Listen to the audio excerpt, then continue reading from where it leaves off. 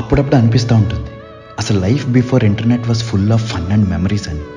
అప్పట్లో దూరంగా ఉండే వాళ్ళతో మాట్లాడాలంటే టెలిఫోన్సే, అది కూడా రేట్స్ ఎక్కువని లెటర్స్ రాసుకోవడం. ఆ లెటర్స్ కోసం వెయిట్ చేయడంలో ఒక ఆనందం ఉండేది. బర్త్డే విషెస్ అంటే గ్రీటింగ్ కార్డ్స్ పంపించుకోవడం. గూగుల్ అనేదే లేదు. ఏమైనా ఇన్ఫర్మేషన్ కావాలంటే లైబ్రరీస్కి వెళ్ళడమే.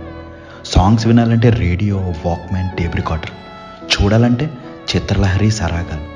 సినిమా ట్రైలర్స్ అయితే జెమినీ టీవీ బయోస్కోప్లో చూడడం. ఇంకా సినిమాలు చూడాలంటే వీసీఆర్ డివిడియో రెంట్కి తెచ్చుకుని అందరం ఒకే చోట చేరి చూడడం. న్యూస్ కోసం దూరదర్శన్, ఈటీవీలో డైలీ నైట్ వచ్చే వార్తలు చూడడం. అప్పట్లో ఫేస్బుక్, ఇన్స్టాగ్రామ్ లేవు. పిక్స్ దాచుకోవాలంటే ఫోటో ఆల్బమ్స్లో జాగ్రత్తగా పెట్టుకోవడం. స్కూల్ అయిపోయాక పిల్లలంతా దొంగ పోలీస్, అష్టాచమ్మ, వైకుంఠపాలి, ఇలా ఎన్నో ఆటలు. అంతా కూర్చుని ఫేస్ టు ఫేస్ మనసారా మాట్లాడుకునేవాళ్ళు. ఒక బాండింగ్ ఉండేది అందరితో. కరెంటు పోతే డాబా మీద పడుకుని కబుర్లు. చుట్టుపక్కల ఫ్యామిలీస్, రిలేటివ్స్ అంతా కలిసి గార్డెన్ పార్టీస్కి వెళ్ళడం. అసలు గూగుల్ మ్యాప్స్ అనేదే లేకుండా అంతంత దూరాలు ఎలా ట్రావెల్ చేసేవాళ్ళం. ఇలా చెప్పుకుంటూ పోతే కొన్ని వేల జ్ఞాపకాలు. పోస్ట్ చేసుకోవడానికి ఏ సోషల్ మీడియా లేదు అప్పట్లో, కానీ ప్రతి మెమరీ అలా గుండెల్లో పెట్టుకునేవాళ్ళం.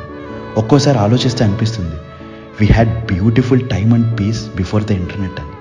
ఏమంటారు? ఉంటా అండి. ఇట్లు మీ రాలంగి మోయ.